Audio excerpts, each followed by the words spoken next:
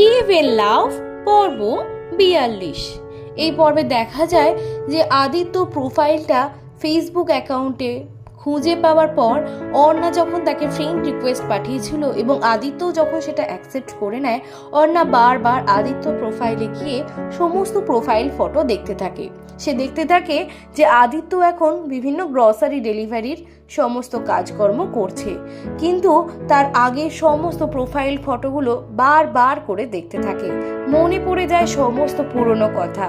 যখন স্মৃতির রাজ্যে হারিয়ে যায় তখন কিছুটা মানসিক শান্তি পায় অর্ণা, অর্থাৎ তার এই অভিনয় করা সংসার থেকে কিছুটা যেন মুক্তির স্বাদ পেয়ে যায় যখন সে আদিত্য প্রোফাইলে সমস্ত ফটোগুলো দেখতে থাকে।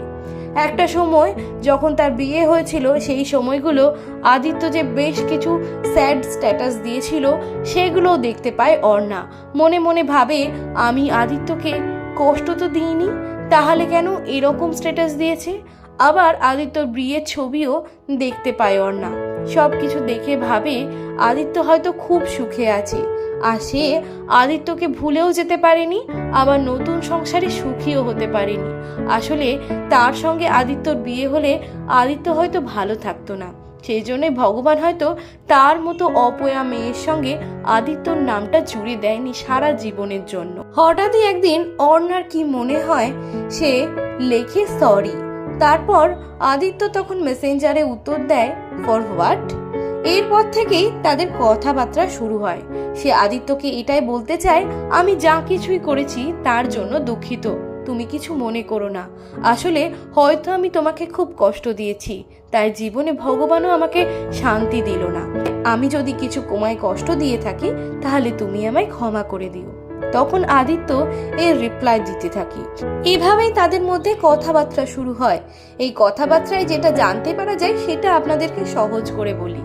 আদিত্য এখানে জানায় যে সে আজও অর্ণাকে ভালোবাসে। অর্ণা এই কথাটা শুনে হঠাৎ করে যেন স্তম্ভিত হয়ে গেল। এতদিনের সত্যি কথাটা যেটা আদিত্য লুকিয়েছিল, যেটা আদিত্য ভিলেন সেজে সব কিছু হাইড করেছিল, সেই সমস্ত কথা অর্ণাকে খুলে বলে কি কারণে সেদিনকে সে অর্ণার পাশ থেকে সরে গেছিল, কেন সে দূরে চলে গেছিল অর্ণার থেকে।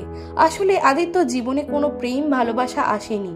আসলে সে বুঝে গেছিল অর্ণা পরিচিত রিলেটিভ, আর তাদের মধ্যে বেশ সম্পর্কটা খারাপ, আর সেই জন্য দুই পরিবার কিছুতেই চাইবে না এদের মধ্যে কোনো বৈবাহিক সম্পর্ক হোক। তাছাড়া আদিত্য এবং তার মা অনেক ভেবেচিন্তেই কিন্তু এই ডিসিশনটা নিয়েছিল। বলা যায় পরিস্থিতি চাপে পড়েই হার মেনে নিয়েছিল ভালোবাসার কাছে।